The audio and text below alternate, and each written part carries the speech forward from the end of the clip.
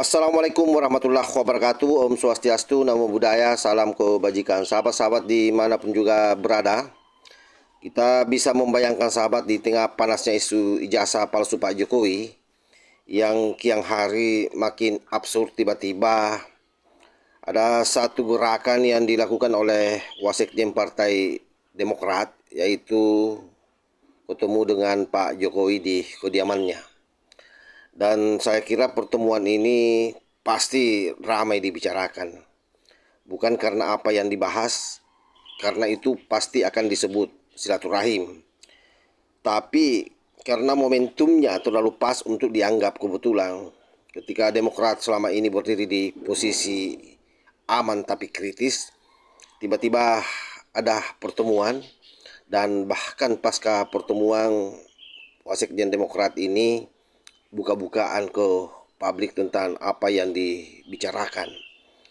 Tapi sekali lagi, ini politik, ini hanya sekedar ngopi, tetapi yakinilah bahwa saya yakin ada sesuatu yang dibicarakan yang tidak dibongkar secara totalitas di depan publik sahabat.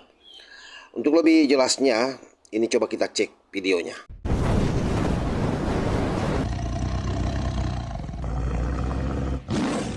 Langsung tekan nih Pak wartawan.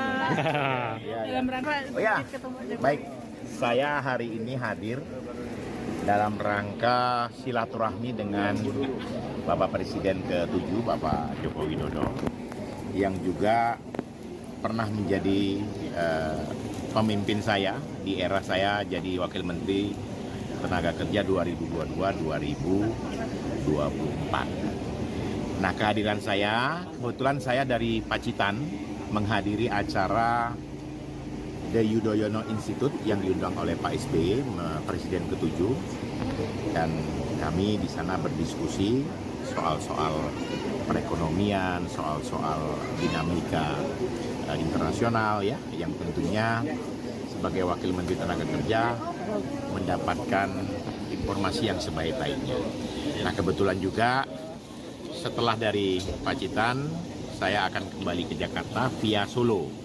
Hari ini saya pesawat jam 13.30. Jadi sebelumnya tadi saya matur ajudan Pak Jokowi untuk silaturahmi, dan alhamdulillah beliau memberikan kesempatan saya untuk bertemu dengan beliau. Dan ya alhamdulillah saya bisa bertemu dengan tokoh dan pemimpin bangsa di eranya ya, Pak SBY di eranya, Pak Jokowi di eranya, dan tentunya juga sebagai orang atau pemimpin yang saya hormati ketika saya ada di sini, dan saya minta waktu bisa bertemu dan beliau menyiapkan itu untuk ketemu. Gitu.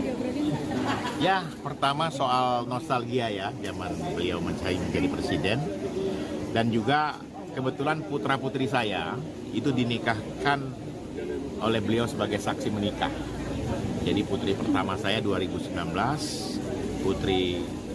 putra kedua saya tahun 2024. Jadi ini nostalgia, dan saya sekaligus kita ya berdiskusi soal-soal hal-hal yang kecil ya, dan tentunya juga ke depan ya pemerintahan Bapak Prabowo dan Mas Gibran sebagai Wakil Presiden ini bisa berjalan mulus sampai dengan 2029 ya, dan kami dari kabinetnya Pak Prabowo Gibran ini fokus bekerja, fokus menyelesaikan persoalan-persoalan yang memang harus, kalau saya di bidang ketenaga kerjaan ya, soal pekerja, soal upah buruh, upah minimum ya, kemudian soal vokasional, soal bagaimana kita menciptakan kesejahteraan melalui BPJS Tenaga Kerja, ini kita lakukan. Gitu. Ada menyinggung konflik ijazah kan juga sempat menyarat Demokrat juga Ya. Pak SBY ya.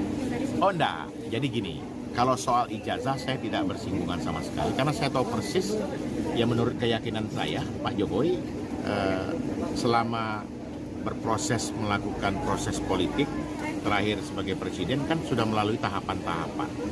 Jadi kalau soal ijazah itu ya saya tidak menyinggung sama sekali, dan Pak Jokowi juga tidak menyinggung. Dan kami, kebetulan saya sekarang di Wakil Sekjen Partai Demokrat, Pak Jokowi juga saya infokan, dan beliau juga sudah tahu bahwa Demokrat sangat tidak mungkin ya membuat fitnah atau lagi menuduh. Itu tidak wataknya Pak SBY, tidak wataknya Pak AHY, dan juga tidak wataknya Partai Demokrat. Partai Demokrat ini partai kaum intelektual, kaum agamais. Jadi kaum yang betul-betul menjunjung tinggi cara berpolitik yang santun. Dan nasionalis religius lah yang kami tanamkan. Jadi insya Allah tadi malah Pak Jokowi pesan salam buat Pak SBY, buat Mas AHY.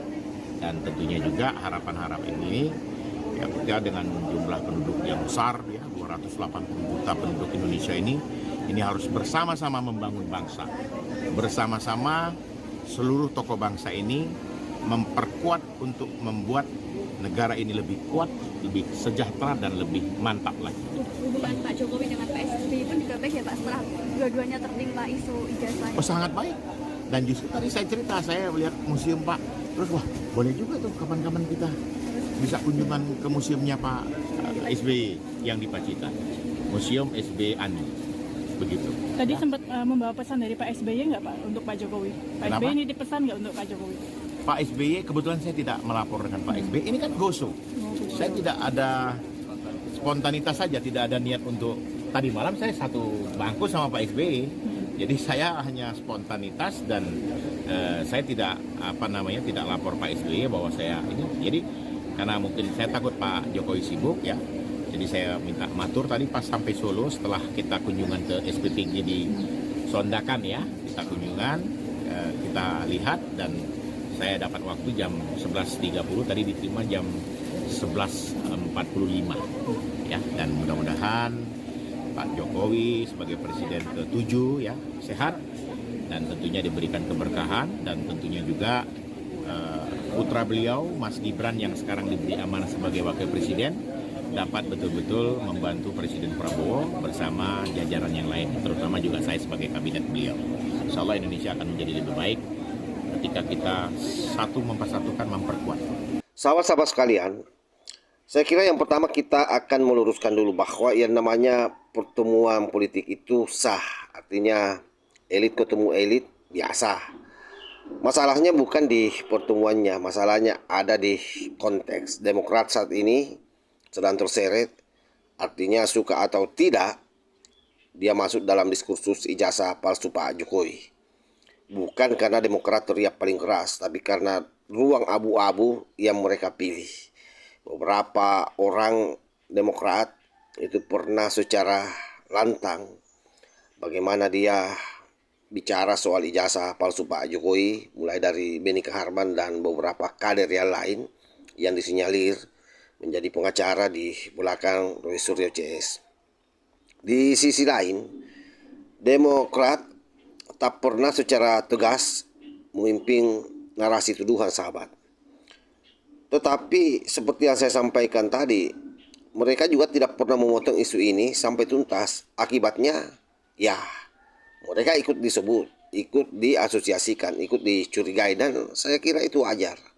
Lalu tiba-tiba Wasekjen Demokrat muncul di Solo. Tentu yang menjadi pertanyaan kritisnya, kalau memang Demokrat merasa isu ijazah palsu itu hoaks dan selesai, kenapa dari dulu berdiri di barisan penutup? Kenapa baru sekarang muncul di gestur politik yang menenangkan? Publik membaca ini sebagai sinyal, bukan sebagai agenda. Dan dalam politik, sinyal lebih keras dari pidato. Apakah ini negosiasi? Apakah ini klarifikasi? Apakah ini sekedar menjaga pintu agar tidak tertutup rapat? Kita tidak tahu. Tapi politik Indonesia mengajarkan satu hal. Tidak ada pertemuan elit tanpa perhitungan. Yang jadi ironi justru pertemuan ini membuat Demokrat semakin bahan omongan. Artinya bukan dianggap penengah, tapi dianggap sedang mencari posisi paling aman sebelum badai benar-benar reda. Dan di saat kelompok Roy Suryo CS semakin kehilangan pijakan akademik dan hukum, Demokrat seolah ingin berkata pelan, kami tidak sejauh itu, jangan disamakan dengan mereka. Sayangnya politik tidak bekerja dengan bisik-bisik, publik mendengar keras, bahkan ketika elit berbicara pelan. Pertemuan Wasekjen Demokrat dengan Jokowi di Solo mungkin akan disebut sebagai silaturahmi biasa. Tapi bagi netizen, publik yang sudah lelah dengan drama ijazah, ini terbaca sebagai upaya cuci tangan yang terlambat. Kalau Demokrat ingin keluar dari pusaran isu ini, jalannya saya kira bukan lewat pertemuan-pertemuan, foto-foto, tapi lewat sikap politik yang tegas dan konsisten.